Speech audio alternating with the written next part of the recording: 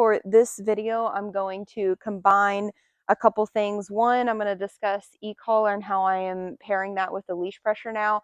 And then after this, I'm going to take a walk on our sidewalk and then show you her healing progress and add in an auto sit as well. For Miss Charlotte, I am now pairing the leash with the e-collar. So it's been a little bit of a slower process for Charlotte because she had just about zero idea what the leash was, couldn't walk on it, flopped at the end of it like, you know, a fish out of water. So we had to do some work on that. And now that she understands the leash pressure, can I begin adding in the e-collar stem? We've done this a couple times already and she's working pretty consistently at a 2, but I want to point out some behaviors as well as to when I can tell she is sensing the stimulation and then responding to it. So my goal whenever I'm introducing the e-collar is to allow the dog to reach the end of the leash. Ideally, this would be better on concrete where they don't have too much to sniff so that they don't associate a certain scent with the e-collar stem. I just want the stem mean, come back to me.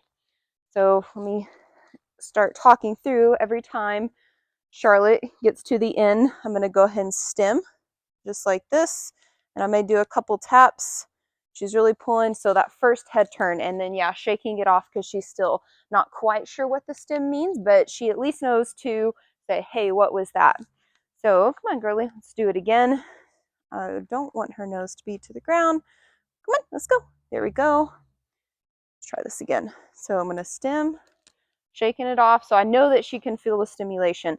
And whenever she heads back in my direction is when I release that stem. So a lot of the time I'll just go little taps for now and then keep her at a 2. Don't eat that. Hey, don't eat that. I'm going to use leash pressure. She comes back and I release that stem. So it's the most, you know, the tiniest movements that I'm looking for in a change in behavior, so that I can release the stem and release the pressure of the leash. Quit eating that. Come on. Stem, leash pressure, she comes back to me, and then I release. Leash pressure, stem, comes back, release. So very, very small movements here. Stemming, adding some leash pressure. Good girl, very good. And as soon as she says, hey, what do you want? Let go of the leash pressure as well as the stem. So that's what we've been doing, getting an introduction to recall, and then in the next couple of days, I'll be able to put her on that long line and let her work some more distance to ensure that she is responding to the stem, meaning come back to me whenever I ask. One more time. I did not stem that time. I think she's just shaking off everything else that she's been smelling. So stem, light leash pressure, comes back. Yes, good girl. Very good girl, Charlotte. And then make sure you reward and reward and reward for coming back. And then now let's go out into the street and we'll do some walking. Come on, girly. Girl, Charlotte. All right, for walking, I want to emphasize that I am not using the e-collar at all for this. I'm only going to be using some leash pops if Charlotte does get too far ahead of me or lags behind. Either one, I'll say, come on, let's go, and give like little taps on the leash just like that. So if she gets distracted, then that is when I will use it. Come on, girly, let's go. And I can also pick up my pace if I slow down. It gives her the chance to do some more sniffing, and we don't exactly want that right now. There are times I, of course, will allow my dogs to, go sniff, go check out other things, but whenever I do ask them to heel, this is where I want them walking. It's great for when we are in stores and we are around a lot of people. They know, hey, I need you to be right next to me, but, on walks, make sure that you at least give your dog a release cue and say, okay, go free, or free dog, potty, whatever you want to use. And then they know, now I can sniff, now I can, get that out of there. And then we continue on with our walk. So I'm going to do a little bit more of that. Come on, Charlotte, let's go. Give her some sniffs. We say heel, come on. And then I pick up the pace, come on. Very good. And as long as she is walking next to me like this, I'm going to have a nice loose leash. I do not want constant tension on it if she is in the correct position. Very good. This way.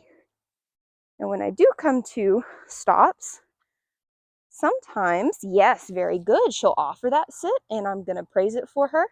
Other times, if she doesn't, then I'll help her out with that verbal cue. Very good, Charlotte. Too far. Good job. Good job, Charlotte. This way. Come on. So she overshot that a little bit. I didn't realize how far I was because the sun's right in my eyes. Good girl. So if I'm about to come to a stop, I'm going to say, Charlotte, sit. And by the time I stop, yes, very good. She's already had some time to think through that. But if I get in that routine, as I'm coming to a stop, I'll go ahead and say her name. And as I stop, sit, take one more step, and then she has time to process that. So she gets in the habit of every time we stop, we sit. And I'm not saying all dogs have to do that, but it is fun and it does keep them thinking throughout the walk. So very good girl, Charlotte. I know that this has been one of the longer videos, but tomorrow we are going to go out to a few stores and put all these skills to the test.